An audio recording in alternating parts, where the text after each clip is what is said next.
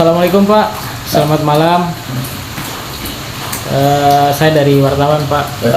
Kebetulan ingin wawancara kepada Bapak selaku Komisi 1 terkait kasus korupsi pengadaan kapal yang sekarang lagi ditangani di Polda NTB.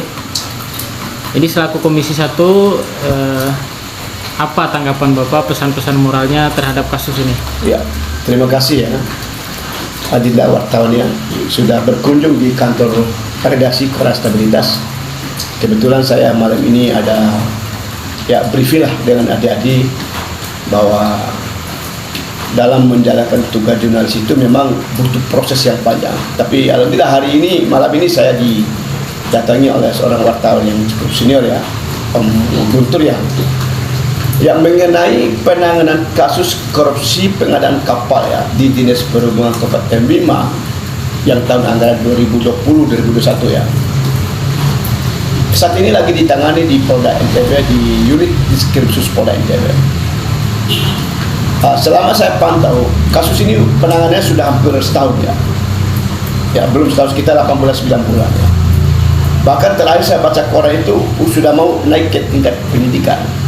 Artinya ada proses keseriusan yang dilakukan oleh teman-teman penyidik Polda NTB dalam hal mengungkap dugaan korupsi yang terjadi di pengadaan kapal, 4 unit kapal ya. Ya saya pantau itu kapal itu ada di Pelabuhan Bima, Kota Bima 1, ada juga di Songgela 1, ada di Amahami 1, dan ada di Desa Labere Sape 1. Ada 4 unit ya. Yang informasi saya juga dapat itu bahwa kapal itu sudah tidak disuruh jalan oleh teman-teman Polda NTB karena kasus ini udah naik ke tingkat penyidikan. Nah, kalau kasusnya udah naik ke tingkat penyidikan, ini kemajuan yang sangat bagus. Ya, ini menandakan bahwa polisi penyidik Polda NTB serius dalam mengungkap korupsi pengadaan kapal ini. Ya, hanya saja ya, kalaupun saya dapat isu baru-baru ini juga, kemarin saya dapat isu bahwa kasus ini ya sulit untuk dilanjutkan. Ya indikasinya ya ada yang tidak baik lah, isu lapanan dan sebagainya. Tapi saya yakin ya Kapolda NTB Bapak Irjen Joko Purwanto dipercaya oleh Kapolri untuk menjadi Kapolda NTB dalam rangka penegakan hukum, terutama yang berkaitan dengan penegak hukum kasus korupsi. Nah, begitu juga Diskrimsus yang baru ini ya.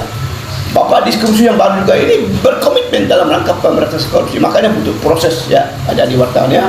Makanya kalau udah naik ke tingkat penyidikan, maka tinggal tunggu harinya penetapan tersangkanya. Siapa tersangka itu nanti ya kita tunggu proses hukum dari polisi. Hanya saja ya pada kesempatan malam ini saya menyampaikan pesan moral saya terhadap para pejabat ASN, non-ASN yang mengabdi semua APD untuk mengelola APBD dengan baik. Jangan sampai nanti terjadi pasal hukum ya. Coba lihat sekarang kan, kasus kapal naik. Kalau naik penyidikan siapa tersangka? Pasti juga ASN.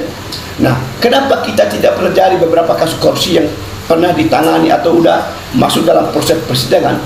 Itu adalah tanda-tanda bahwa aparat penegak hukum yang bertugas di baik di kepolisian maupun Kejaksaan Tinggi, Kejaksaan Bima, Polres itu serius dalam memberantas korupsi ini. Kenapa?